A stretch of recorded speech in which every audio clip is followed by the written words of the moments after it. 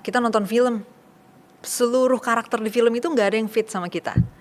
Jadi kita banyak bingung ya nonton dong, ya kan, nonton kenapa dia gini ya, kenapa dia gitu ya, karena nggak ada yang cocok sama cara berpikir kita gitu. Dan aku basically bukan cuma nonton film 2 jam, tapi hidup bertahun-tahun kayak gitu. Setiap kali orang berperilaku, merespon sesuatu, aku tuh bingung, kenapa nih orang tersinggung karena ini ya gitu.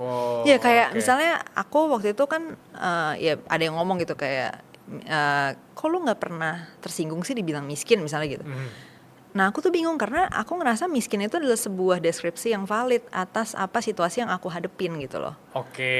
Iya, jadi kayak misalnya let's say termasuk label lainnya lah ya, misalnya mungkin inkompeten atau bodoh misalnya gitu.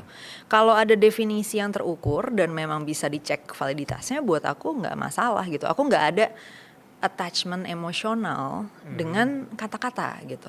Oke, menarik. Nah, baru belakangan aku belajar bahwa oh ternyata mostly orang-orang, bukan karena mereka mau gitu ya, tapi ternyata ketika aku cek, ternyata kondisi otak manusia itu memang punya kecenderungan, punya attachment emosi dengan kata-kata gitu. Ya. Aku belajar di buku-buku ini kan, neuroscience gitu kan, yang cerita tentang cara kerja otak kayak gini. Nah, mungkin otak aku ada konsletnya atau apa, jadi nggak punya itu. Tapi di orang lain kebanyakan akan punya itu gitu. Dan dulu aku nggak ngerti, makanya kan jadi bingung kan akhirnya. Jadi banyak bingungnya, akhirnya aku nggak punya koneksi sosial gitu Mas Bilal.